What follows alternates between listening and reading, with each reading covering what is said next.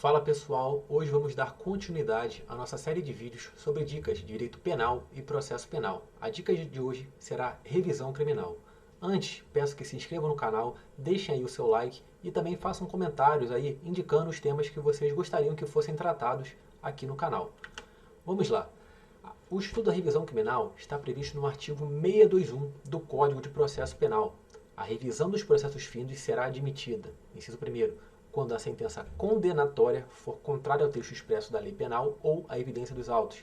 Inciso 2º, quando a sentença condenatória se fundar em depoimentos, exames ou documentos comprovadamente falsos. Inciso 3º, quando, após a sentença, se descobrirem novas provas de inocência do condenado ou de circunstância que determine ou autorize diminuição especial da pena.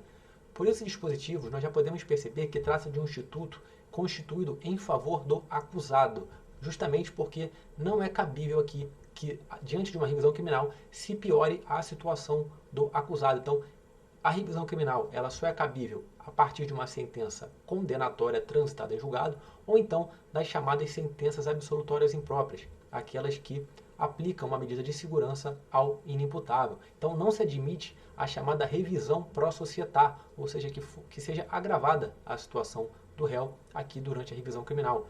Isso também pode ser extraído do parágrafo único do artigo 626. Vamos lá. De qualquer maneira, não poderá ser agravada a pena imposta pela decisão revista.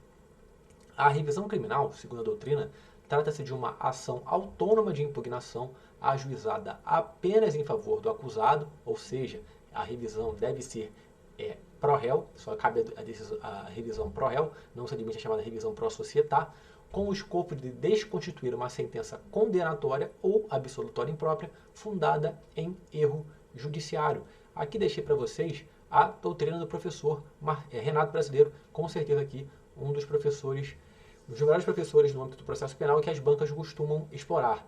Vamos lá. No ordenamento pátrio, a revisão criminal pode ser compreendida como ação autônoma de impugnação e aqui também cabe ressaltar o porquê de não ser considerada recurso.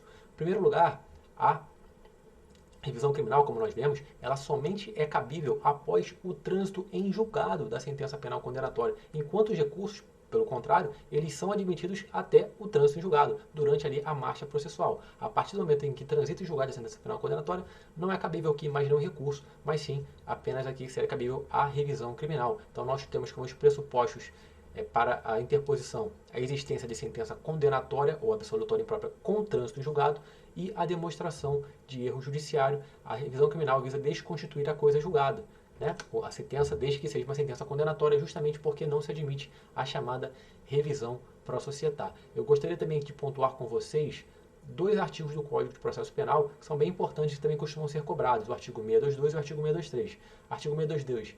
A revisão criminal poderá ser requerida em qualquer tempo, mesmo após a extinção da pena.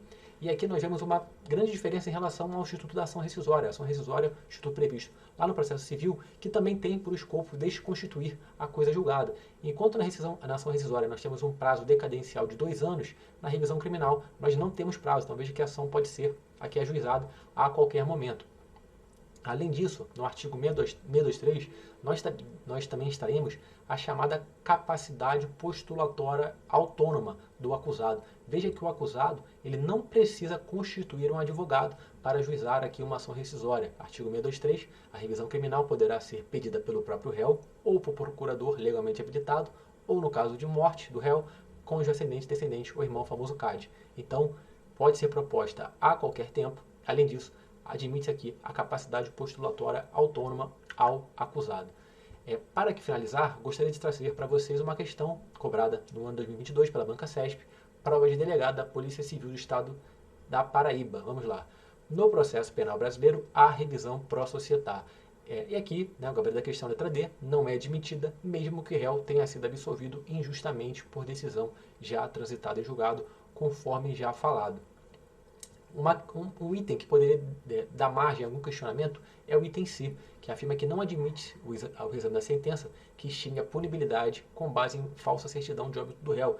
E nesse caso nós temos aqui um julgado bem antigo do Supremo Tribunal Federal, mas que até hoje costuma ser cobrado em prova, justamente porque o Supremo Tribunal Federal, nesses casos em que é apresentada uma certidão de óbito falsa, ele considera que dessa certidão não há aqui a geração de uma coisa julgada em sentido estrito. Então seria possível sim que fosse anulado. Então vemos lá o entendimento do STF.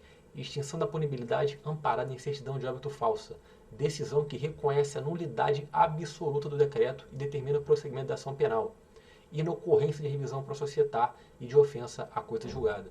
A decisão que, com base em certidão de óbito falsa, julga extinta a punibilidade do réu, pode ser revogada, dado que não gera coisa julgada em sentido estrito. É isso, pessoal. Espero que tenham gostado da dica de hoje. Um grande abraço e bons estudos.